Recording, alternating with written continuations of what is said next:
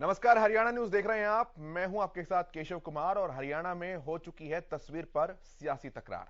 जी हां, हरियाणा कृषि विश्वविद्यालय हिसार के बाद अब चौधरी बंसीलाल विश्वविद्यालय भिवानी के कैलेंडर पर विवाद छिड़ गया।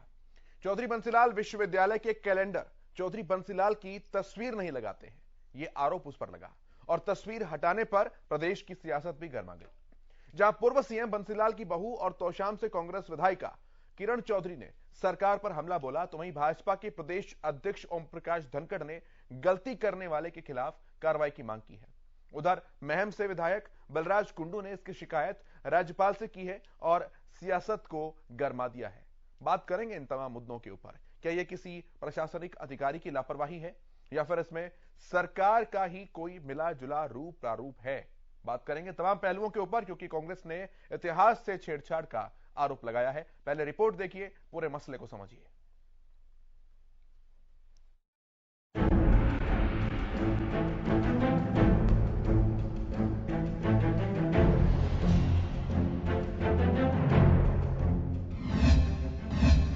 पहले पूर्व पीएम चौधरी चरण सिंह का फोटो हटाया, अब चौधरी बंसीलाल की तस्वीर कैलेंडर से गायब। महापुरुषों की तस्वीरों से किसको है आपत्ति? क्या इतिहास मिटाने की हो रही कोशिश? हिसार के चौधरी चरण सिंह एग्रीकल्चर यूनिवर्सिटी के कैलेंडर से पूर्व पीएम चौधरी चरण सिंह की तस्वीर हटाने का मामला अभी सुलझा भी नहीं था कि तस्वीर हटाने का एक और नया विवाद सामने आ गया। अब चौधरी बंसीलाल विश्वविद्यालय भिवानी के कैलेंडर से चौधरी बंसीलाल की तस्वीर हटा दी गई है। इसे लेकर प्रदेश में सियासत गर्मा गई। बंसीलाल की तस्वीर हटाए जाने पर उनकी पुत्रवधू किरण चौधरी सरकार पर आग बबूला हो गई। चौधरी बंसीलाल जी की फोटो चौधरी बंसीलाल जी यूनिवर्सिटी भिवानी के कैलेंडर से जो हटाई गई है, ये बहुत ही निंदनीय है और गठबंधन सरकार जो बीजेपी की है उसकी ये ओछी मानसिकता को अच्छी तरह से दर्शाती है।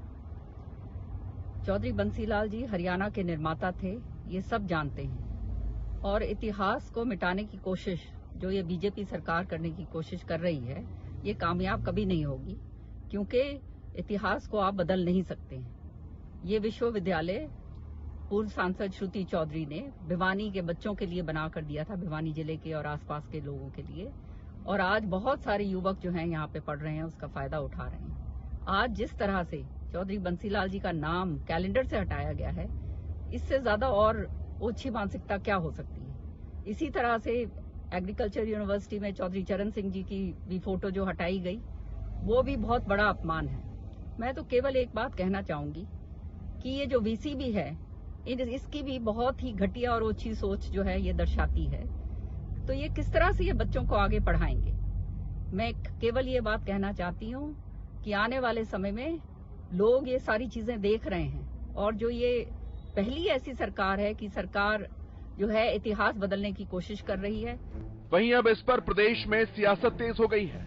महम से निर्दलीय विधायक बलराज कुंडू ने चौधरी बंसीलाल यूनिवर्सिटी के कैलेंडर से बंसीलाल की तस्वीर हटाने की शिकायत महामहिम राज्यपाल से ईमेल के माध्यम से की और ज्ञापन सौंपकर मामले की जांच कराने और वीसी को हटाने की मांग की।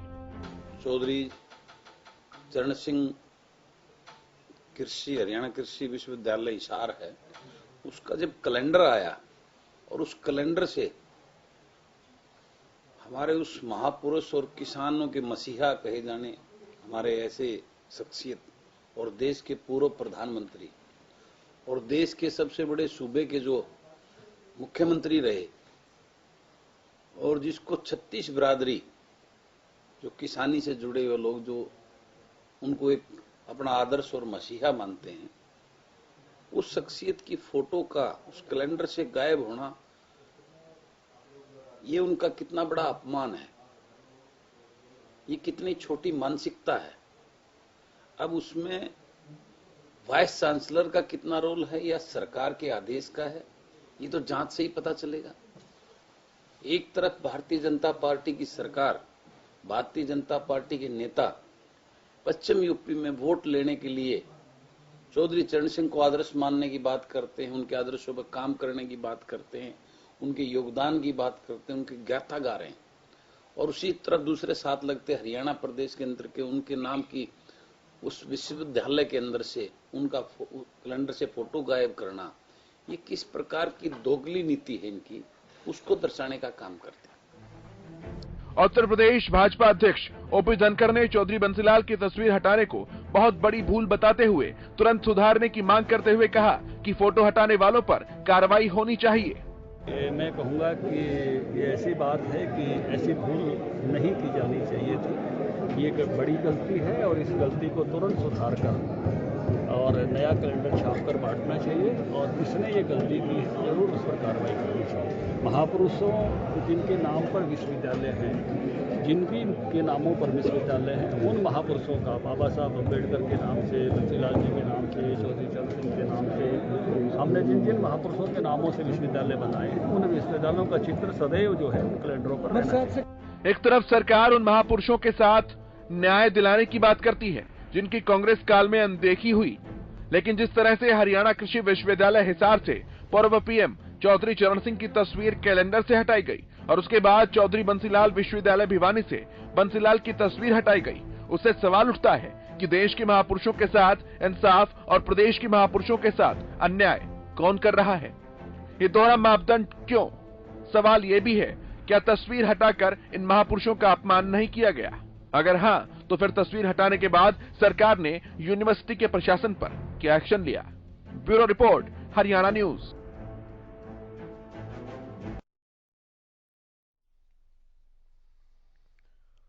इस बीच एक अपडेट आपको यह भी बता दें कि चौधरी चरण सिंह विश्वविद्यालय ने तो अपना कैलेंडर वापस लिया है और नया कैलेंडर भी जारी कर दिया है, लेकिन चौधरी बंसीलाल विश्वविद्यालय के कैलेंडर को लेकर सियासत अभी गर्म है और इस गर्म सियासत को लेकर हम भी बहस करते हैं।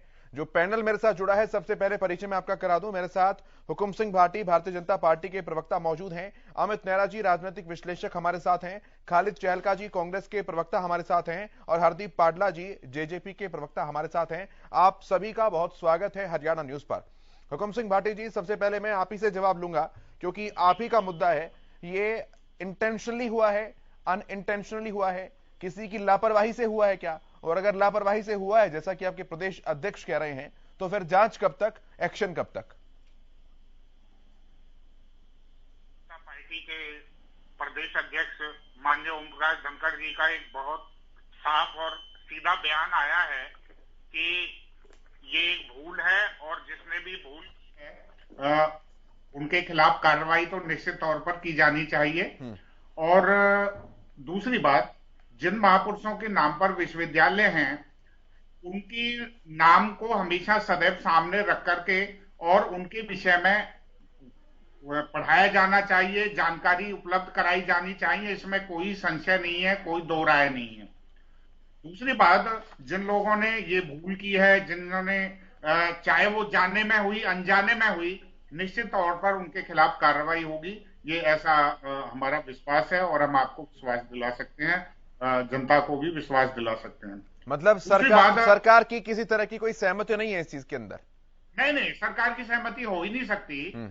कारण है क्योंकि सरकार ने हमेशा महापुरुषों को उनको जागृत करने का काम किया, उन महापुरुषों के आदर्शों को सामने लाने का काम किया है। ठीक है, बहुत सारी योजनाएं। ठीक है भाटी साहब, ठीक है भाटी साहब, अगर ये प्रशासनिक लापरवाही है तो ये तो बहुत बड़ा मुद्दा है। अब भाई महापुरुषों को संजोकर रखने वाले जांच होगी और कब तक सर, कब तक? इतना लंबा चौड़ा विषय थोड़ी ना था। एक यूनिवर्सिटी ने कैलेंडर छापा, 10 मिनट के अंदर पता लग जाता है सर।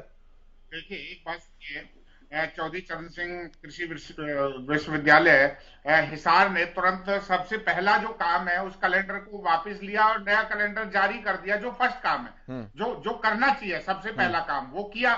और उसके बाद अब ये जांच का विषय है कि ये किस तरह ये भूल हुई है क्या, क्योंकि देखिए पब्लिकेशन विंग एक बिल्कुल अलग विंग होती है। कहीं भी किसी भी संस्थान में पब्लिकेशन का एक अलग से काम चलता है। वो किस लेवल पर ये कमी हुई है, नहीं सर, अब नहीं भाटी साहब, अब सवाल उठाने वाले तो ये भी सवाल पूछेंगे भाई, चौधरी चरण सिंह विश्वविद्यालय को लेकर तो सेंसिटिव मुद्दा होना, ये यूपी के चुनाव चल रहे हैं, चौधरी बंसीलाल विश्वविद्यालय के अंदर क्या किया? सुनिए जरा, चाहे देखिए बंसीलाल जी के नाम पर जो विश्वविद्यालय है भिवानी, उसकी बात हो या हिसार कृषि विश्वविद्यालय की चौधरी चरण सिंह जी के नाम पर है, उसमें दोनों एक ही जैसे सिमिलर केस हैं। ये बात राजनीति के, यही तो दुर्भाग्य देश का कि हर चीज को राजनीतिक दृष्टि से देखा जाता है। देखिए, भारतीय जनता पार्टी महापुरुषों के नाम को मिटाने का काम नहीं, उनके नामों को आगे लाने का काम कर रही है। मैं इस बात को और आगे बढ़ाता हूं। माननीय ओम प्रकाश धनखड़ जी के नेतृत्व में 129 प्रदेश के नेताओं का एक प्रतिनिधि मंडल जो अंडमान निकोबार गया, उन महापुरुषों, उन अनाम महापुरुषों का जो वहां से मिट्टी भी लेकर के हम लोग आए और पूरे प्रदेश में उसका जिला वाइज उसका वितरण किया। उन महापुरुषों, अनाम महापुरुषों को श्रद्धांजलि 23 जनवरी को पूरे प्रदेश और पूरे देश में दी। इसलिए ये आरोप लगाना कि हम महापुरुषों के नाम को भुलाना चाहते हैं या भारतीय जनता पार्टी की ऐसी कोई नीति है, एकदम गलत है। हमारे नेता, हमारे मुख्यमंत्री माननीय मनोहर लाल जी हमेशा, और हमारे देश के महापुरुषों की बात नहीं है सर, महापुरुषों की बात नहीं है, महापुरुषों की बात नहीं है, एक आइडियोलॉजी विचारधारा की बात है। कांग्रेस पार्टी, ये महापुरुषों की बात नहीं है सर, ये महापुरुषों की बात नहीं है भाटी साहब, ये महापुरुषों की बात नहीं है, ये पार्टी और आइडियोलॉजी की बात है। भाई कांग्रेस से आने वाले एक पूर्व हरियाणा के मुख्यमंत्री, उनकी यूनिवर्सिटी जिनके नाम पर खुली हुई है, उनकी यूनिवर्सिटी एक कैलेंडर पब्लिश करती है और उन्हीं की तस्वीर उस पर नहीं होती है, मुख्यमंत्री की होती है, राज्यपाल की होती है, लेकिन उन्हीं की नहीं होती है। अब सवाल तो उठेगा सर इस बात पर। जी, आप देखिए, मैं आपको बताता हूं, सरदार पटेल भी कांग्रेस के थे। भारतीय जनता पार्टी ने तो उनका स्टैच्यू ऑफ यूनिटी, आप देखिए कितना बड़ा स्टैच्यू बनवाया है। नहीं सर, वो आपके राष्ट्रवाद की परिभाषा में फिट बैठते हैं ना, क्योंकि 48 की जो आपके ऊपर आरएसएस के ऊपर जो पाबंद लगाया गया था, वो उनके कहने, उनकी सिफारिशों के ऊपर हटवाया था। अब आप सरदार पटेल को पूछने की परिभाषा में नहीं, आप सरदार नहीं, आप हर जगह पटेल जी की आड़ में क्यों छुपते हैं सर? आप पटेल जी को पूछने, आप अगर पटेल जी के लिए, आप पटेल जी के लिए स्टैच्यू लगवा रहे हैं तो पंडित नेहरू के लिए क्यों नहीं लगवाते? नहीं, सुनिए जरा, अगर राज्यों के हम क्यों नहीं लगवाते? सुनिए, कांग्रेस ने जितना काम किया केवल और नेहरू और गांधी परिवार के लिए तो किया, क्या एक ही परिवार रह गया पूरे देश में जिनका नाम जो है भाटी साहब, ये डबल स्टैंडर्ड क्यों है? नहीं, भाटी साहब सुनिए तो सही, गुनाह है? भाटी साहब सुनिए तो, नहीं कोई गुनाह नहीं है सर, कोई गुनाह नहीं है, लेकिन गुनाह तब लगता है जब आप कहते हैं कि सरदार पटेल ने राज्यों के गठन का काम किया। अब उन्हें कोयंबटूर अगर भेजा, उन्हें जूनागढ़ किसी ने अगर भेजा, उन्हें हैदराबाद के निजाम के पास किसी ने भेजा, तो किसने भेजा? प्रधानमंत्री ने भेजा ना। अब आने वाले 30 साल के बाद लोग अगर अमित शाह जी को, गृहमंत्री को, यह पूछें कहकर कि उन्होंने कश्मीर को भारत में मिलाया 370 हटाकर, और प्रधानमंत्री नरेंद्र मोदी को कोई याद ना करे, आपको कैसा लगेगा?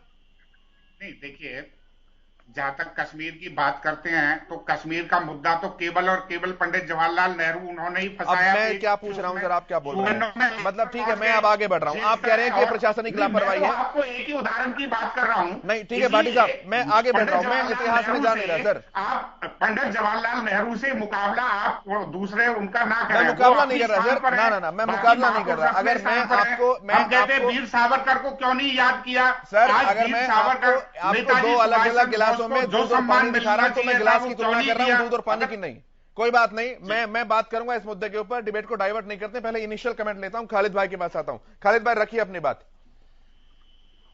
केशव भाई, अभी हम भाटी जी को सुन रहे थे। आज हमने दिन में माननीय प्रधानमंत्री को सुना, जिन्होंने बजट के ऊपर अपना अभिभाषण दिया। उन्होंने एक लाइन कही थी जो आपकी हेडलाइन में थी, कि उन्होंने कहा था कि ये आधुनिक भारत में अन्नदाता को ऊर्जादाता बनाने का सरकार प्रयास कर रही है। अब इस ऊर्जादाता की परिभाषा क्या है, ये आपको इससे समझ आना चाहिए कि देश के किसानों के सर्वमान्य नेता चौधरी चरण सिंह जी, देश के पूर्व प्रधानमंत्री, जिनकी तस्वीर कृषि विश्वविद्यालय से हटा ली जाती है, उसका ये कहते किसी अधिकारी को बलि का बकरा बनाकर अधिकारी के ऊपर ब्लेम डालने का प्रयास किया जा रहा है। ये एक ब्लेम गेम नहीं है। मैं समझता हूं एक विचारधारा की, जो विचारधारा की सरकार इस प्रदेश के अंदर और इस देश के अंदर चल रही है, मैं समझता हूं कि नीतिगत एक तरीका है जो लगातार आप देखते हैं देश में। कहीं बाबा साहब आम्बेडकर की मूर्ति तोड़ दी जाती है, कहीं आप देखते हैं अब चरण सिंह का फोटो हटा दिया गया। उसके बाद हरियाणा को बनाने वाले एक बहुत बड़ी हस्ती चौधरी बंसी लाल जी, जिन्होंने हरियाणा के लिए बहुत बड़ा काम किया, प्रदेश के पूर्व मुख्यमंत्री, उनकी यूनिवर्सिटी से उनकी फोटो हटाई जाती है। कोई नई बात नहीं है। इससे पहले चौधरी रंजन सिंह उठा की भी हटाई गई थी। तो ये जो कुछ हो रहा है, आपको शायद वो चीज याद आनी चाहिए। जल्दी मैं आपको याद दिला जाता हूँ, जिसमें एक अभिनेत्री उनकी इस विचारधारा की सहयोगी अभिनेत्री ने कहा था कि देश को आजादी 2014 के बाद मिली। ये वही विचारधारा है जो ये समझती है कि 2014 से पहले इस देश के अंदर ना कोई महापुरुष पैदा हुआ है, ना देश आजाद था और ना ही देश में विकास हुआ है। मैं समझता हूँ कि इस देश के लिए इतना बड़ा दुर्भाग्य है, इस तरह की इसलिए ये हरकत नहीं है या ये भूल नहीं है। इसको सरकार की तरफ से ये बयान आता है कि ये भूल है और अधिकारी के खिलाफ कार्रवाई की जाएगी। ये भूल नहीं हो सकती कतई, ये भूल नहीं है, एक षड्यंत्र का एक हिस्सा है। इस भूल को तत्काल में इसलिए सुधारा जा रहा है, जैसे आपने अभी बताया कि नया कैलेंडर जारी कर दिया गया है। उनको पता है कि एक बहुत बड़े हिस्से में जिनके अपने वंशज बचते हैं, तो इस देश के सर्वमान्य नेता है पश्चिमी उत्तर प्रदेश, जिसमें चुनाव हो रहा है। ये भूल इसलिए जल्दी सुधार दी जाती है ताकि कहीं न कहीं पश्चिमी उत्तर प्रदेश का, ठीक है खालिद भाई, किसान के खिलाफ ना खड़ा हो जाए। ठीक है, अब आपका ये कहना कि ये प्रशासनिक लापरवाही नहीं है, ये जो कुछ किया है सरकार ने किया है, ये सरकार ने किया है, प्लानिंग के तहत किया। आप देख लें क्या प्लानिंग क्या है, प्लानिंग क्या है खालिद भाई, थोड़ा ये भी समझाइए क्या प्लानिंग है भाई। कांग्रेस पार्टी क्यों मानती है कि सरकार ऐसा क्यों करेगी? सरकार ऐसा इसलिए कर रही है, जैसा आप सबने सुना, एक बहुत बड़ी हमारे देश के प्रधानमंत्री की प्रशंसक अभिनेत्री ने ये कहा था कि देश को आजादी 2014 के बाद मिली।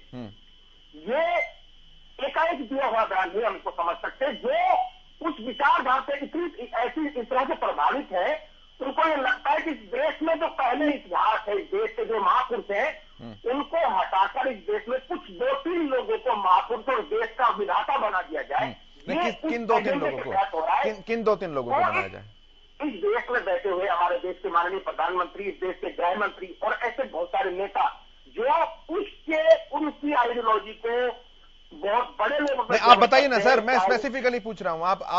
आप आरोप लगा रहे हैं तो आप ठीक है, आप स्पेसिफिकली बताइए किसको बना रहे हैं, किसकी मूर्ति लगा दी? देखिए,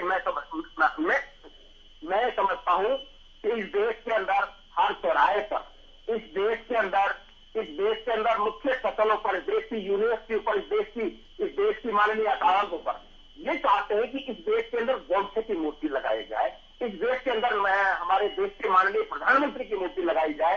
वो चाहते हैं कि इस देश के अंदर हमारे देश के गृह मंत्री की फोटो लगाई जाए। ना ये आप अपनी जनसभाओं के अंदर कांग्रेस कार्यकर्ताओं के अंदर ताली बजाने के लिए बोल सकते हैं खालिद भाई, लेकिन प्रैक्टिकली नहीं बोल सकते सर। पढ़ा लिखा पैनल आपके सामने बैठा है, कैसे लगा देंगे गोडसे की तस्वीर? अरे उन्होंने प्रयास नहीं किया क्या? आपने देखा नहीं आगरा में क्या होता है कि गोडसे को मानने वाले लोग हमारे देश के राष्ट्रपिता महात्मा गांधी की तस्वीर पर दिखावे की बंदूक से गोली चलाते हैं और उसके नाम पे गोडसे के नाम पे नारे लगाते हैं। FIR दर्ज है सर, FIR दर्ज है। लोग नहीं, आप लोगों को आइडियोलॉजी से जोड़कर मत देखिए ना। आप खालिद भाई, सवाल तो आपके ऊपर भी उठते हैं। नहीं, एलिगेशन आप अगर लगा रहे हैं तो क्या कांग्रेस पार्टी इस बात का जवाब दे सकती है कि लाल बहादुर शास्त्री जी की बॉडी का पोस्टमार्टम तक क्यों नहीं किया गया? क्या कांग्रेस इस बात का जवाब दे सकती है कि नेताजी सुभाष चंद्र बोस की फाइलें अभी तक कहां रखी हैं? अब मैं इतिहास में जाऊंगा तो सर फिर कई चीजें निकल कर सामने आएंगी खालिद भाई। ये इतिहास बहुत लंबा नहीं है, इसी सत्ता के दौरान हुई चीजें हैं। अगर FIR हो जाती है तो इसका मतलब ये नहीं कि आपने ना आप अपना जवाब दीजिए। मैं ठीक है, मैं इस बात का भी जवाब ले लूंगा उनसे। गलत की तुलना ये कहकर नहीं की जा सकती कि उसने गलत किया तो मैं भी गलत करूंगा खालिद भाई। FIR हो जाने से विचारधारा से प्रतिबंधित कर दिया, जैसा आप शुरू में कह रहे थे कि इस देश के अंदर RSS को सरदार पटेल जी ने बैन किया था और पूरी RSS सरदार पटेल जी ने हटवाया था बैन, प्रधानमंत्री नेहरू जी ने हटाया भी था। 62 के युद्ध के बाद 64 की परेड के अंदर शामिल भी किया था RSS को सर। बिल्कुल नहीं, सारी के सारी RSS अपने कृत्य को हमारे देश के पूर्व गृह मंत्री की मूर्ति के पीछे छुपाना चाहती है। ये हो नहीं पाएगा।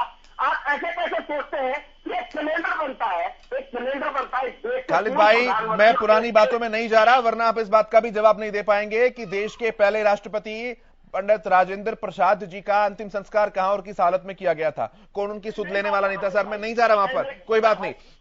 आप कह रहे हैं कि इसमें सरकार की आप कह रहे हैं इसमें सरकार की मिलीभगत है। मैं पाडला साहब से भी जवाब लेता हूं इस बात का, क्योंकि वो भी सरकार का अंग है, उनकी पार्टी भी सरकार का अंग है। ठीक है, हरदीप पाडला जी जवाब। देखिए, मैं पहले तो खालिद जी का एक जवाब दे दूं। इससे जो डिबेट है, इन्होंने ना दो पहलू हैं इसके। एक तो कानूनी तौर पर मैं आपको बता दूं कि कोई भी यूनिवर्सिटी जब इस्टेब्लिशमेंट होती है उसका एक अलग एक्ट होता है, और कोई भी यूनिवर्सिटी ऑटोनमस बॉडी होती है।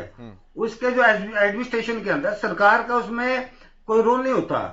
कोई भी यूनिवर्सिटी का जो चांसलर होता है, हमारे माननीय राज्यपाल चांसलर होता है, उसके अधीन यूनिवर्सिटी होती है। और जो भी एडमिनिस्ट्रेटिव जो काम होता है माननीय राज्यपाल के अंडर होता है। वो सरकार केवल उसको गाइड के तौर पे काम करती है, ना कि जैसे कैलेंडर छापना, इसमें कोई सरकार की दखलंदाजी होती है। खालिद जी को मैं एक बात बता दूं, इसको जरा देख लेना कि ये जो सरकार की मंशा है। और दूसरी जो बात है, देखो ये एक स्पष्ट है ये कि चौधरी बंसीलाल हरियाणा के एक मान्य नेता है, उनका जो योगदान हरियाणा के बारे में रहा है उसको बुलाया नहीं जा सकता। दूसरा, जहां तक आइडियोलॉजी की बात है, मैं थोड़ा खालिद जी के एक बार नॉलेज में डाल दूं कि ये वो लोग हैं जिन्होंने चंद्रशेखर आजाद को सिलेबस के अंदर आतंकवादी दिखाया। ये कौन से लोग हैं? इनके राहुल गांधी जी यूनिवर्सिटी के अंदर भारत तेरे टुकड़े होंगे के नारे लगाते हैं और ये उनके समर्थन में यूनिवर्सिटी में चले जाते हैं। वहां क्या कहते हैं ये? उनको नारे लगाने की उनको उनके राइट है उनका। ये इनकी आइडियोलॉजी है। कांग्रेस वालों को मैं आपको बता दूं, इनकी बहुत ही आइडियोलॉजी बहुत कमजोर और देश विरोधी रही है हमेशा। इनको एक पूरी कांग्रेस को गांधी परिवार को छोड़कर आज तक दूसरा नाम नहीं याद आया। और जहां खालिद जी आप 2 मिनट तो सुन लो, और मैं आपको बता दूं यूनिवर्सिटी जो काम करती है उसका अलग बोर्ड ऑफ मैनेजमेंट, उसका बोर्ड ऑफ मैनेजमेंट होता है, रजिस्ट्रार ऑफिस एडमिनिस्ट्रेटिव वर्क करता है, हरदीप साहब वाइस चांसलर उसका इंचार्ज होता है और चांसलर हमारे माननीय राज्यपाल होते हैं। ठीक है सर। और दूसरे मैं बता दूं, जहां तक अभी ये फोटो हटी है, जेजेपी का जेजेपी का रुख इस बारे में पूरा स्पष्ट है। जिससे भी ये गलती हुई है उसके खिलाफ लीपापोती नहीं बल्कि सख्त से सख्त कार्रवाई होनी चाहिए। जननायक जनता पार्टी के प्रधान महासचिव श्री दिग्विजय सिंह चौटाला जी ने एक बयान भी जारी किया है कि अगर सख्त कार्रवाई नहीं हुई तो जननायक जनता पार्टी के जो पदाधिकारी हैं माननीय राज्यपाल से मिलेंगे और निश्चित तौर पर सख्त कार्रवाई करने का हम उनको मांग करेंगे। ठीक है पाटला साहब, अब मेरा सवाल है। नहीं ठीक है खालिद भाई, मैं आऊंगा आपके पास भी। पाटला साहब मेरा सवाल है, आपने कहा, मैंने आपकी सारी बातों को एग्री किया है कि यूनिवर्सिटी का जो एडमिनिस्ट्रेटिव हेड होता है वो आप चांसलर नहीं होता है और जो यूनिवर्सिटी की डेली प्रोसेसेस होती है उसमें किसी तरह का कोई हस्तक्षेप नहीं होता है। सर मान लिया ये vice chancellor, pro vice chancellor, registrar, सब रजिस्ट्रार, इनके नीचे की सारी बातें होती हैं, लेकिन सर इस पूरी हायरार्की के अंदर इतनी मुश्किल कहां आ गई कि 24 घंटे 48 घंटे बीत जाने के बाद भी अभी तक सरकार के पास ये स्पष्टीकरण नहीं पहुंच पाया है कि भाई ये कैलेंडर को इस कमेटी ने छापा था, इन लोगों की अप्रूवल थी, फलां व्यक्ति की गलती है और उस पर हम कार्रवाई करेंगे। कोई बहुत लंबा चौड़ा काम थोड़ी ना है सर। मैं आपको ये बात कर रहा हूं कि इनका माननीय हमारे गवर्नर के अधीन यूनिवर्सिटीज होती है। और आपको मैं बता रहा हूं कि बात दिग्विजय सिंह चौटाला जी ने कहा है कि अगर जल्द से जल्द कार्रवाई नहीं हुई तो हम निश्चित तौर पर गवर्नर साहब से मिलेंगे। मतलब आप ये कह रहे हैं कि कार्रवाई होगी, गाइडेंस के तौर पर होता है, निश्चित तौर पर आप कह रहे हैं कि कार्रवाई निश्चित तौर पर कार्रवाई होगी। ठीक है, नेहरा साहब के पास मैं आता हूं अब। अमित नेहरा जी, किस तरह से देखते हैं इस पूरे प्रकरण को आप?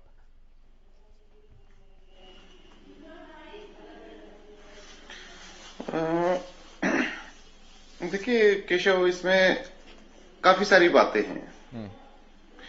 पहली बात तो ये है कि विपक्ष भी कह रहा है कि गलती हुई है, उधर सरकार जो है वो भी मान रही है कि कहीं ना कहीं गड़बड़ हुई है, ठीक है ना।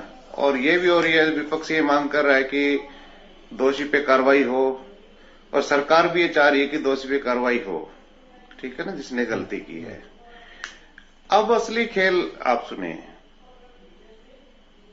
जैसे एचएयू में तो इन्होंने कैलेंडर छपवा दिए नए, और यहां भी देर सवेर छपवा दिए जाएंगे, भिवानी भी जो बंसीलाल यूनिवर्सिटी है। तो अब कार्रवाई ये होगी, ज्यादा ज्यादा सस्पेंड कर देंगे किसी एक व्यक्ति को, 2 व्यक्तियों को, 3 व्यक्तियों को, ठीक है ना।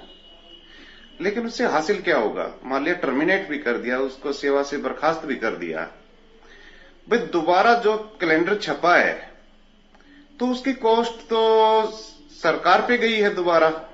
वो टैक्स पेयर्स का पैसा है या स्टूडेंट्स का पैसा है, वो किस्मत से जाएगा वो देखना है इनको। तो होना ये चाहिए कि जिसने भी गलती की है, जिससे भूल हुई है, तो पैसा उससे ले लें। इसमें क्या इतना लंबा चौड़ा वो है? ठीक है भाई, आगे से भी सभी सतर्क हो जाएंगे, जो भी कमेटी होंगी, जो भी रिस्पॉन्सिबल होगा आगे प्रिंटिंग के लिए, तो वो होगा कि अपने जेब से पैसे लगेंगे भाई। ये नहीं कि दोबारा कैलेंडर छपेगा और सरकारी पैसे छपेगा। क्या आप इससे सहमत है या नहीं मेरी बात से? नहीं, बिल्कुल सहमत हूं सर मैं आपकी बात। तो इसमें कोई ज्यादा कार्रवाई करने की जरूरत नहीं है जी। हाँ, तो उसमें क्या है कि टैक्स पेयर्स का जो पैसे का नुकसान हुआ है, तो वो उसकी वसूली जो है उससे होनी चाहिए। और ये जनमानस, ये जो जन आंदोलन है वो इस तरह के होने चाहिए कि उसी आदमी से या उसी कमेटी से पैसे वसूले जाए व्यक्तिगत रूप से। बिल्कुल एग्री कर रहे हैं, बिल्कुल एग्री कर रहे हैं बात से। लेकिन अब दूसरी बात, हाँ, ये सवाल मैं उसी के ऊपर आ रहा हूं। हाँ, ये सवाल सिर्फ एक लापरवाही मात्र का नहीं है भाई। आरोप सरकारों ने लगा दिए कि आइडियोलॉजी के साथ छेड़छाड़ करी है, महापुरुषों के साथ छेड़छाड़ हो रही है। जी, देखिए उसमें अगर किसी ने गलती से हुआ है तो हम नहीं कह सकते अभी मामला क्या है। या तो वो बताएगा, जिसके ऊपर कार्रवाई होगी, जिसके जेब से पैसे जाएंगे वो चिल्लाएगा भाई मेरी गलती नहीं है, ये तो ऊपर से आदेश आया था। किसका आदेश आया था? अभी तो यहां बैठ के हम नहीं कह सकते कि किसकी गलती है, ठीक है ना। अब दूसरी बात ये है कि यूनिवर्सिटीज में हाल ये हो गया है कि वहां पे सब कुछ होता है सिर्फ शिक्षा के अलावा। भाई शिक्षा नहीं है वहां पे। अब जो आंदोलन हो रहे हैं, क्या कभी आपने सुना है हरियाणा में कभी ये आंदोलन हुआ हो कि जितनी यूनिवर्सिटी हैं तो उसमें जो टॉप रेटिंग है, जो NAAC जो होता है, जो रेटिंग देती है यूनिवर्सिटीज को, तो किसी यूनिवर्सिटी की अगर रेटिंग कम आई है तो उसके खिलाफ कोई आंदोलन सुना आपने?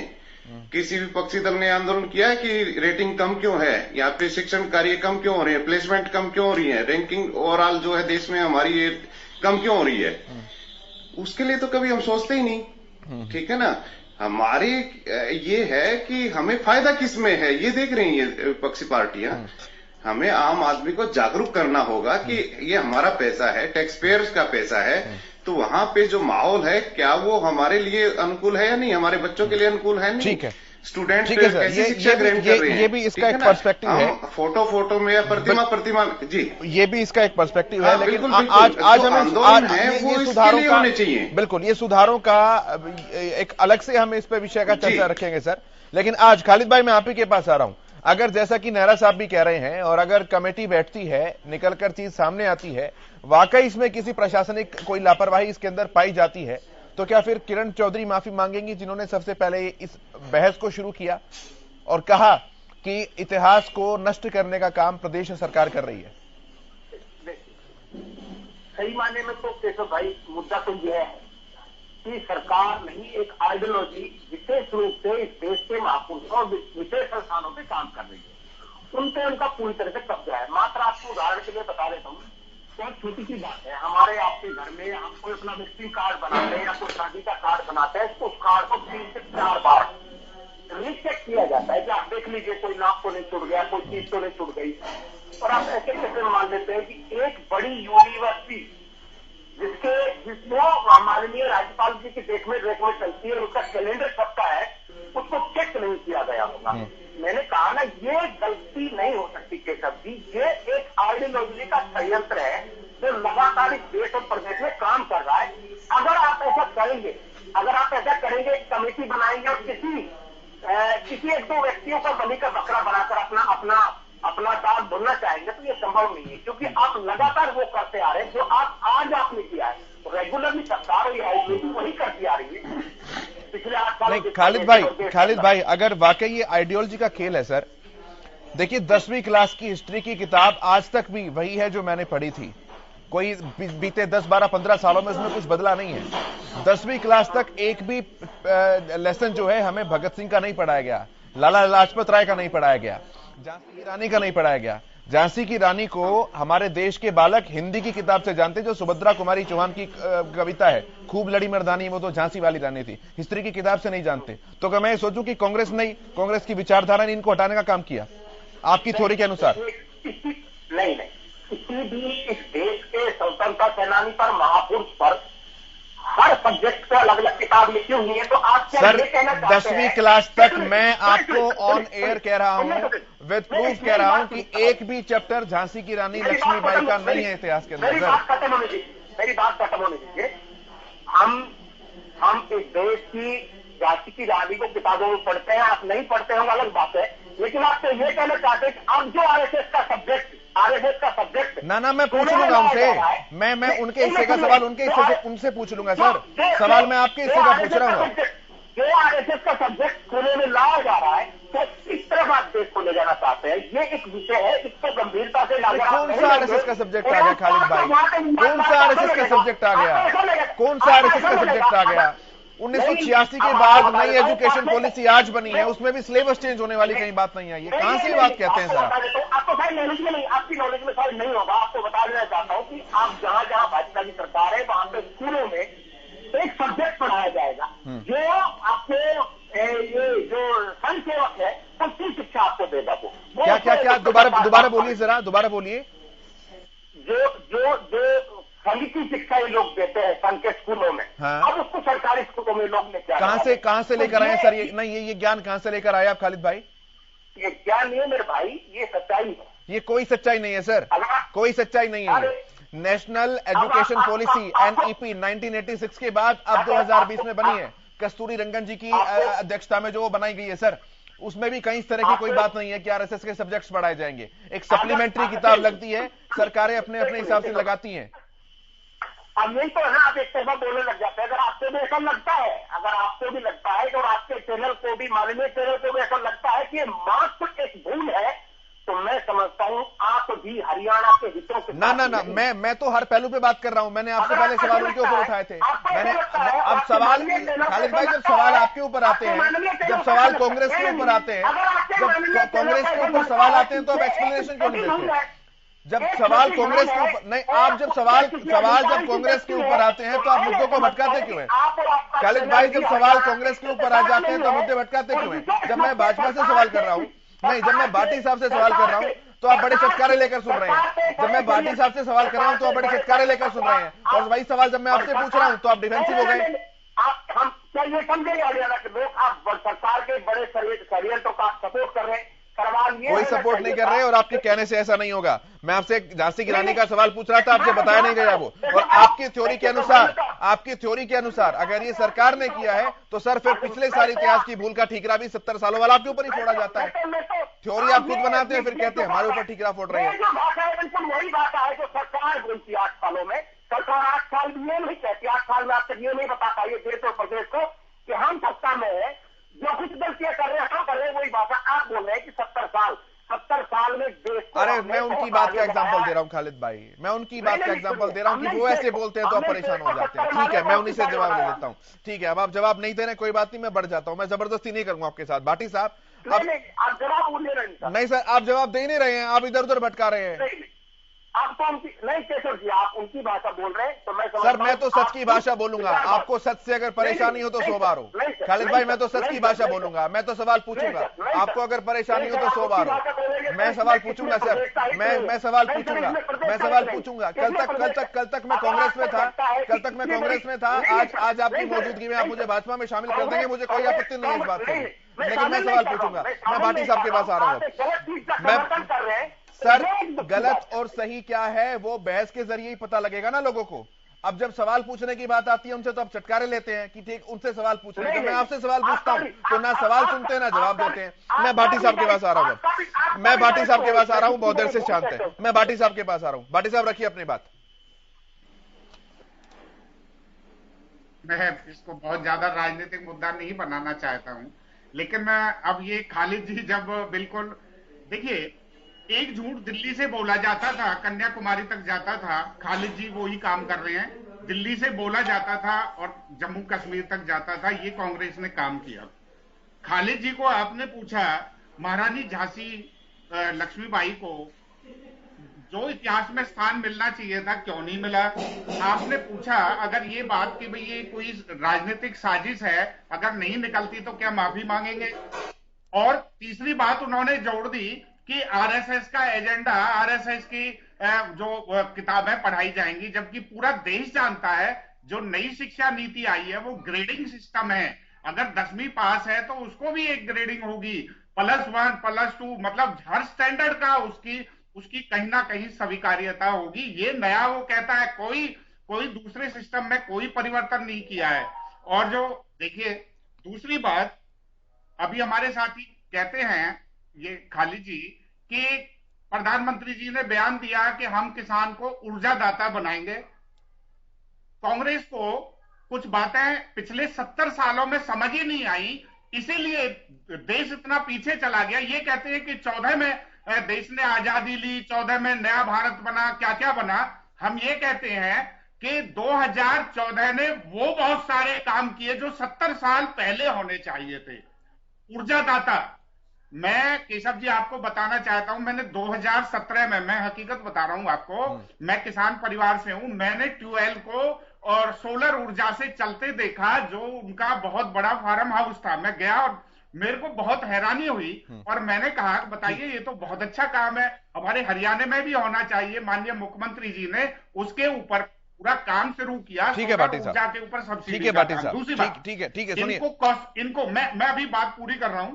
कौशल इंडिया इनको समझ नहीं आती, स्टार्टअप इंडिया, सेटअप इंडिया इनको समझ नहीं आती, नौजवानों को जो रोजगार देने की बात और दिया है वो इनको समझ नहीं आता। भाटी साहब, वो हमारा मुद्दा नहीं है। 2014 में देश, हुकुम सिंह भाटी जी, वो हमारा विषय नहीं है सर, आज का हमारा विषय नहीं है। ठीक है, मैं मान रहा हूँ सर, लेकिन सवाल तो सुनिए। अब सवाल तो सुनिए सर। मैंने जब उनसे पूछा कि अगर ये सरकार का कोई साजिश इसमें नहीं मिलती है तो क्या आप किरण चौधरी जी से माफी मांगेंगे? आपको सर सवाल बड़ा अच्छा लगा, पसंद आया, लेकिन इस पूरे मुद्दे के ऊपर अभी तक शिक्षा मंत्री जी का कोई रिएक्शन नहीं है, मुख्यमंत्री जी का कोई रिएक्शन नहीं है, अनिल विज साहब का कोई रिएक्शन नहीं है, सरकार की तरफ से कोई रिएक्शन नहीं है। हाँ, पार्टी के प्रवक्ता, पार्टी के प्रदेश अध्यक्ष धनखड़ साहब का एक रिएक्शन जरूर आया, वो भी जब उनसे सवाल का जवाब मांगा गया। अपनी तरफ से कोई प्रेस कॉन्फ्रेंस कर उन्होंने इलैबोरेशन नहीं दिया उस बात का। ऐसा क्यों? केशव जी देखिए, अभी हरदीप जी ने भी वो बात बड़ी साफ और स्पष्ट क्लियर की, मैंने भी वो बात रखी थी कि जो ये दोनों केसेस कहाँ के हैं, एक हिसार एग्रीकल्चर यूनिवर्सिटी का है, एक भिवानी विश्वविद्यालय का है।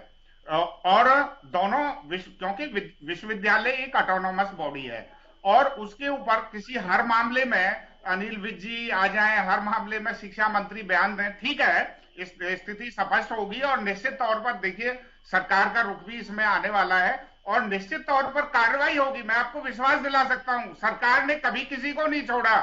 जिसने भी कोई भी समाज विरोधी काम किया, कोई भी गलत काम किया, कोई भी इलीगल काम किया, सरकार ने कभी उसको बख्शा नहीं है। इसलिए निश्चित तौर पर हम विश्वास दिलाते हैं कि इसमें कार्रवाई होगी, चाहे वो कितना भी प्रभावशाली वो अधिकारी हो, कोई भी हो, उसमें निश्चित तौर पर कार्रवाई होगी। इसलिए इसको राजनीति से ना जोड़ के, कभी मेरे कांग्रेस के साथ अमित जी के पास आता हूं, उत्तर प्रदेश के चुनाव से जोड़ते हैं। मैं अमित जी के पास आता हूं, चुनाव में तो कांग्रेस ढूंढे से नहीं मिल रही है। मैं अमित जी के पास आता हूं। ठीक है सर, ठीक है भाटी साहब, ठीक है भाटी साहब, मैं अमित जी के पास आता हूं। अमित जी, क्या वाकई ऐसा है कि इन छोटे छोटे मुद्दों के ऊपर शिक्षा मंत्री विज साहब, मुख्यमंत्री जी प्रेस कॉन्फ्रेंस नहीं किया करते हैं?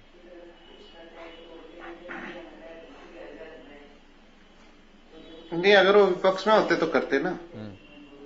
तो ये तो अपने सरकार के खिलाफ कैसे प्रेस कॉन्फ्रेंस करेंगे वो? भाई बात ये है कि ये ऑटोनोमस बॉडी वगैरह कह के और इससे हम पल्ला नहीं झाड़ सकते। बिल्कुल, इसमें सरकार का भी दखल रहता है। हाँ, इसमें केंद्र सरकार का भी दखल रहता है, हरियाणा सरकार का भी दखल रहता है, ठीक है ना, सारी चीजें होती हैं इसमें। पहली बात तो ये है कि अब बहस ही छिड़ गई है इस पे, तो ये भी होना चाहिए जो वीसी होते हैं, वाइस चांसलर, उप कुलपति जिसको बोलते हैं, तो उसकी भी रिस्पॉन्सिबिलिटी फिक्स होनी चाहिए। भाई वो उसका जो 3 साल का कार्यकाल होता है, जितना एज होने तक होता है, तो उसमें उन्होंने क्या काम किए, कितना उन्होंने अपलिफ्टमेंट का वो किया, भाई एजुकेशन का स्तर, जो NAC जो रेटिंग है वो बढ़ाई या उसके दौरान घटी, तो उसके ऊपर भी उनका एक रिस्पॉन्सिबिलिटी फिक्स होनी चाहिए। अभी तक कोई रिस्पॉन्सिबिलिटी फिक्स नहीं है उनपे, ठीक है ना। VC आए चले गए, कभी चर्चा होती है, कभी उसका विश्लेषण होता है। तो ये प्रबुद्ध नागरिकों का ये कर्तव्य है कि इस बारे में भी आवाज उठाई जाए। दूसरी बात ये है कि दोनों यूनिवर्सिटीज में फोटो के ऊपर विवाद है, लेकिन किसी ने ये आवाज उठाई 2-3 दिन से जो प्रोटेस्ट हो रहे हैं कि क्या चौधरी चरण सिंह जो विश्वविद्यालय है, कृषि विश्वविद्यालय, उसमें उनके नाम से कोई चेयर है क्या? जो पीठ बोलते हैं ना, चौधरी चरण सिंह पीठ या चेयर, या चौधरी जो बंसीलाल विश्वविद्यालय, उसमें बंसीलाल जी के नाम से कोई चेयर है क्या, कोई पीठ है क्या?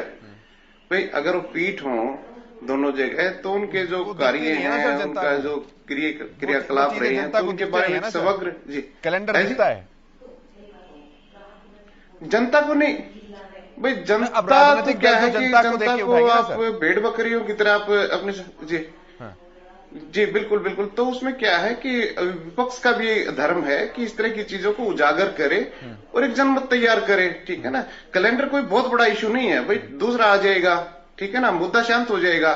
लेकिन जो एक लगातार जो एक्सप्रेशन है जो मैं आपसे कर रहा हूं, तो ये चीज करनी चाहिए। नहीं बिल्कुल, मैं नारा साहब आपकी किसी भी बात से डिसएग्री नहीं कर रहा, शिक्षा का स्तर उठाने के लिए किसी भी बात से डिसएग्री नहीं कर रहा, लेकिन आप कह रहे हैं कि कैलेंडर छप जाएगा या छपकर दूसरा आ जाएगा या पैसा उसी से लिया जाए जिसकी गलती है।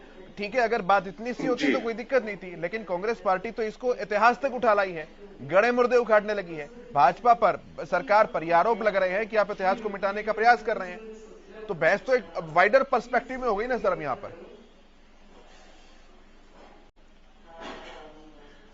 देखिए उसमें तो कुछ ज्यादा हम नहीं कह सकते कि क्या इतिहास को उखाड़ने का, गिराने का काम है। वो तो क्या है कि जो अच्छे जो विद्वान लोग हैं, वो इतिहासकार हैं, उनकी कमेटी बने, पैनल बने, वो लेके आए। भाई बहुत सारी ऐसी चीज हैं, ऐसे योद्धा हुए हैं गुमनाम, जो आज के दिन हमें जिनका पता उनसे भी मान रहे हूं, ठीक है ना। हरियाणा में बहुत सारे ऐसे स्वतंत्रता सेनानी रहे हैं, ठीक है ना, लेकिन वो इतिहास की गुमनामी में हैं वो। तो उस तरह की चीजें होनी चाहिए।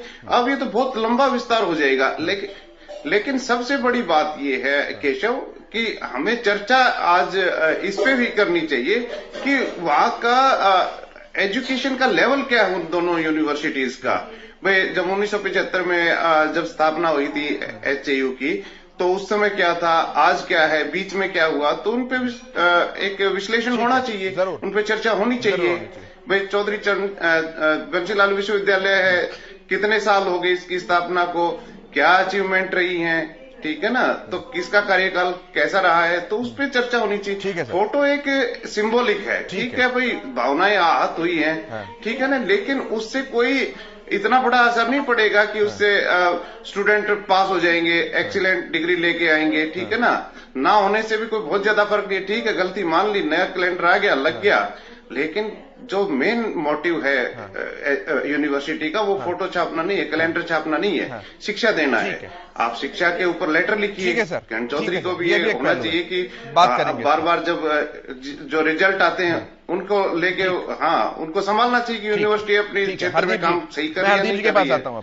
हरदीप जी, ये कुछ इस तरीके का है कि ताऊ देवीलाल स्टेडियम कोई कैलेंडर निकाले और उस पर ताऊ देवीलाल की फोटो ना हो, और फिर ये कहकर झाड़ा जाए कि भाई ये तो प्रशासनिक लापरवाही। अब कांग्रेस उसको इस तरीके से देख रही है कि भाई हमारे नेता के साथ छेड़छाड़ की है और दूसरी विचारधारा की सरकार है, तो वो तो इतिहास को ही बदलने का काम कर रही है।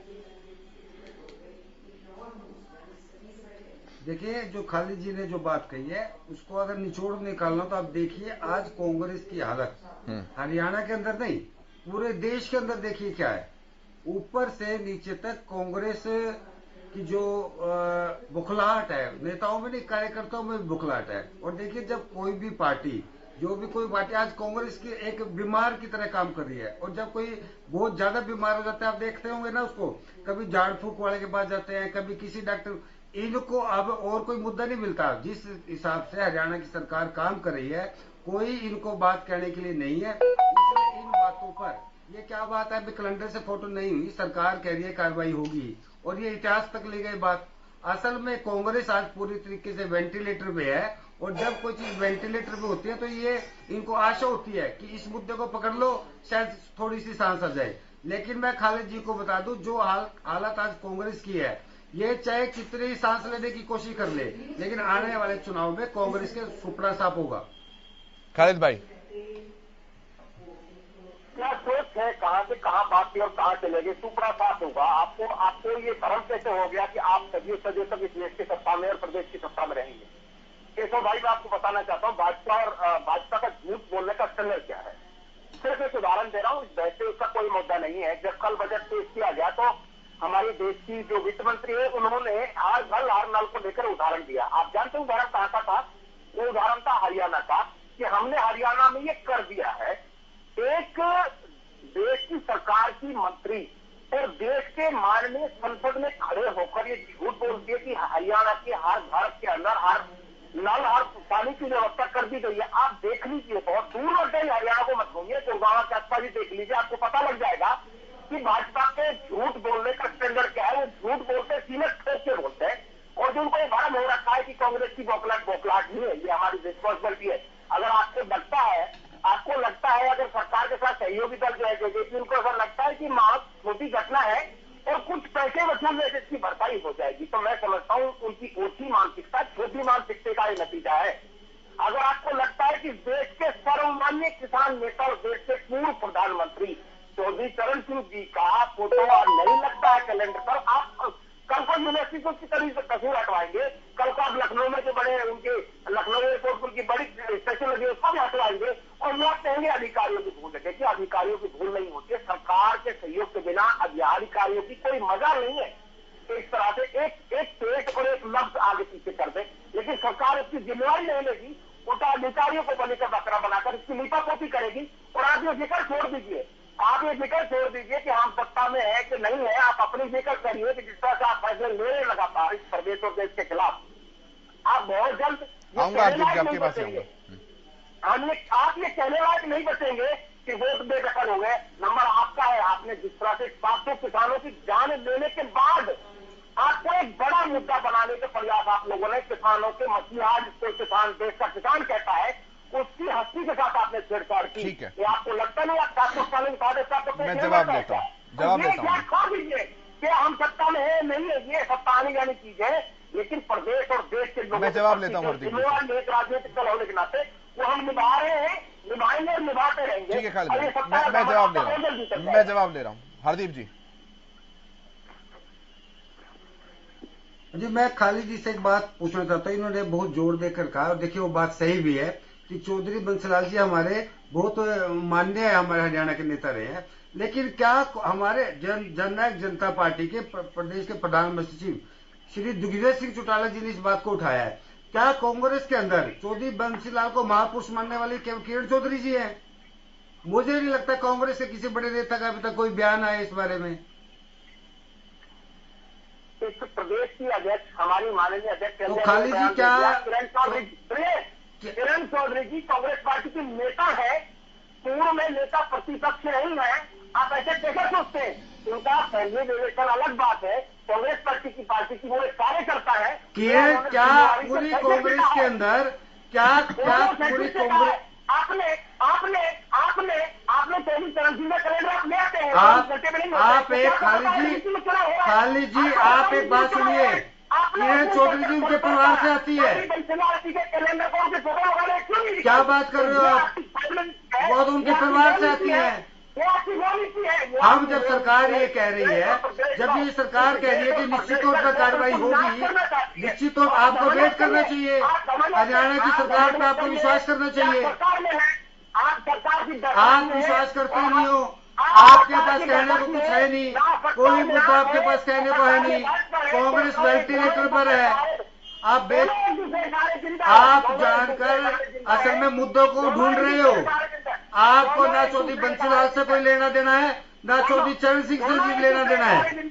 असल में आपको केवल ओछी राजनीति करनी है, कांग्रेस वालों को केवल ओछी राजनीति करनी है केवल, और आप कितनी भी ओछी राजनीति कर खालिद जी, मैं खालिद भाई की बात, ठीक है सर, एक एक कर खालिद जी देखिए आप मेरी बात को नकार सकते हैं, आप मेरी बात को नकार सकते हैं खालिद भाई, लेकिन चौधरी बंसीलाल जी का मुद्दा, ठीक है हरदीप जी मैं आ रहा हूं, मैं आऊंगा। खालिद भाई आप मेरी बात को नकार सकते हैं, ठीक है हरदीप जी ठीक है हरदीप जी आगे बढ़ते हैं ना। आप मेरी बात को खालिद भाई नकार सकते हैं, लेकिन चौधरी बंसीलाल जी का मुद्दा किरण चौधरी जी ने ही क्यों उठाया, ये बात आप भी समझते हैं। उनकी पुत्रवधू हैं, भावनाएं संवेदनाएं जुड़ी रहती हैं, ठीक है। हाँ आप बताइए कि दूसरा कारण बताइए मुझे आप उसको एक एंगल से क्यों देखते हैं? किरण चौधरी को कांग्रेस पार्टी का नेता क्यों नहीं मान रहे? मान रहा हूं ना सर, मान रहा हूं। कांग्रेस पार्टी के नेता ने जो कि चौधरी बंसीलाल जी की पुत्रवधू भी हैं, उन्होंने इस मुद्दे को उठाया। ठीक है, सुनिए तो सही मेरी बात खालिद। चलिए बोलिए, आप बोलिए। आज आज हम इस विषय पे बात कर रहे हैं, क्या मुझे ये कहना, मेरे बारे में, मैं कांग्रेस का कार्यकर्ता हूं और मैं मजबूती से एकदम कांग्रेस का कार्यकर्ता होने के नाते भाजपा के षड्यंत्र का, भाजपा के खालिद भाई, मैं एक मजबूत, मैं खालिद, ठीक है, मैं अब देखिए, अब आपने जुबान दी है खालिद भाई, आपकी जुबान है अब कि आप मजबूत कांग्रेस के कार्यकर्ता हैं। खालिद भाई आपकी जुबान है अब, खालिद भाई आपकी जुबान है अब, ठीक है, होना, ठीक है, ठीक है। आप मुझे हरियाणा के पहले मुख्यमंत्री के गांव का नाम बताइए, कहां जन्म हुआ था उनका? ये अच्छा, एक बात बताइए, आप गांव में बता दूंगा आपको ना, बताओ, आप पहले गांव बताइए। आप, मैं सच्चे कांग्रेस के कार्यकर्ता से पूछ रहा हूं, आप मुझे उनके गांव का नाम बताइए, फिर मैं बताता हूं आपको कहानी क्या है। बताइए, बताइए, कहानी बताइए। मैं बताता हूं। हरियाणा के पहले मुख्यमंत्री पंडित भगवत दयाल शर्मा का गांव बेरी गांव रोहतक में लगता है, ठीक है, मानेंगे आप मेरी बात? उनका समाधि स्थल जो है ना सर, उनका समाधि स्थल उनकी प्राइवेट प्रॉपर्टी के ऊपर है। उनके परिवार वाले कहते हैं कोई झाड़ू लगाने के लिए भी नहीं आता यहां पर। 26 जनवरी को डीएम जब झंडा फहराने के लिए आते हैं, एक माला डालते हैं, उसके बाद पूरे साल तक कोई सुध लेने वाला नहीं है। आवाज उठाई किसी कांग्रेस के कार्यकर्ता ने? आप तो सच्चे कांग्रेस के कार्यकर्ता हैं। ये सिलेक्टिविज्म क्यों है? और फिर जब मैं कह रहा हूं कि किरण चौधरी जी इसलिए उठा रही हैं क्योंकि वो उनकी पुत्रवधू है, तो आपको परेशानी होती है। कहना क्या चाहते हैं? मैं उसका कहना मैं ये चाहता हूं कि सर अगर स्टैंड किसी के ऊपर रख रहे हैं तो सबके ऊपर एक जैसा रखिए। फिर पहले मुख्यमंत्री से लेकर और भूपेंद्र सिंह हुड्डा तक सबके लिए नीति नियत एक जैसी होनी चाहिए। कहां एक जैसी? आपकी पार्टी के प्रदेश के अंदर अधिकांश कार्यकर्ताओं को, अगर मैं आपको ये बताता नहीं तो आपको ये भी नहीं पता होता कि पहले मुख्यमंत्री जिन्होंने कांग्रेस की नींव रखी प्रदेश के अंदर, उनका समाधि स्थल कहां है? नहीं, आप ये कहना क्या चाहते हैं कि आपको ऐसा लगता है कि कांग्रेस शासन में भी महापुरुषों की देखरेख नहीं हुई, आप ये कहना चाहते हैं? मैं जा ही नहीं रहा सर, मैं तो एक की बात कर रहा हूं, मैं एक की नींव की बात कर रहा हूं, मैं नींव की बात कर रहा हूं, मैं तो मकान की बात कर ही नहीं रहा सर। मकान की स्थिति क्या, वो आप संभालिए। हाँ, मुझे लगता है सर, मैं तो स्टोरी कवर करने के लिए गया। 26 जनवरी, मैं बताता हूँ ना, 26 जनवरी को पंडित बीडी शर्मा जी का जन्मदिन होता है। 26 जनवरी को पंडित बीडी शर्मा जी का जन्मदिन होता है। खालिद भाई, 26 जनवरी को पंडित बीडी शर्मा जी का जन्मदिन होता है।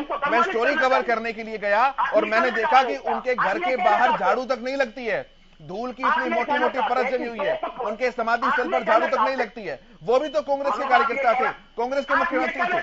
ये सिलेक्टिविज्म क्यों है?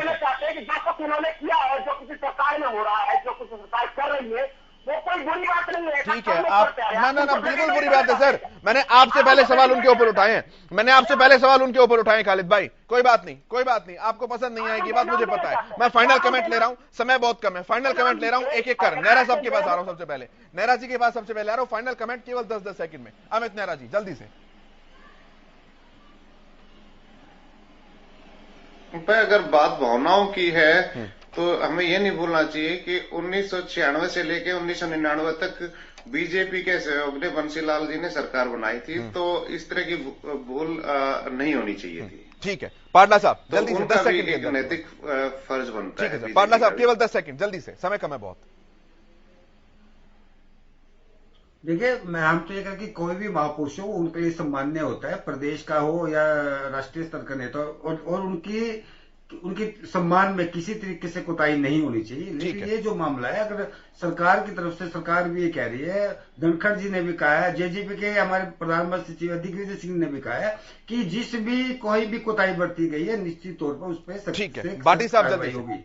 10 सेकंड में बाटी साहब। केशव जी, भारतीय जनता पार्टी और जेजेपी की सरकार हरियाणा प्रदेश में, और मैं तो कहता हूं पूरे देश में, किसी भी महापुरुष के सम्मान को बिल्कुल भी कम नहीं करना चाहते, उनके सम्मान को बढ़ाना चाहते हैं। ऐसे महापुरुष जिनको कांग्रेस ने हाशिए पर रखा, उनको राष्ट्रीय पटल पर लाना चाहते हैं। ये भारतीय जनता पार्टी की सोच है। और हम एक बात मैं कहना चाहूंगा, अमित जी ने बिल्कुल ठीक कहा, बहुत सम्मानीय नेता रहे हैं बंसीलाल जी, हमारा तो अलायंस रहा है उनके साथ। ठीक है बाटी साहब, समय कम है, बाटी साहब समय कम है। खालिद जी बौखलाई हुई है, खालिद जी जल्दी से। खालिद जी, सम्मान तो इस प्रदेश में देख लिया, किसी भी सूरत में भारत भाजपा और अगर इस देश के ऊपर जो अपना एजेंडा थोपना चाहती है, मैं समझता हूँ देश के लिए अच्छे संकेत नहीं है। ठीक है सर, और देश किसी भी सूरत उसको बर्दाश्त नहीं करेगा। ठीक है सर। अमित जी बहुत धन्यवाद आपका, हुकुम सिंह जी बहुत धन्यवाद, खालिद जी बहुत धन्यवाद, हरदीप जी बहुत धन्यवाद इस चर्चा में शामिल होने के लिए, अपना कीमती समय देने के लिए बहुत शुक्रिया सर आप सभी का। मेरे साथ इस कार्यक्रम में इतना ही, लेकिन खबरों का सफर हरियाणा न्यूज पर लगातार जारी है।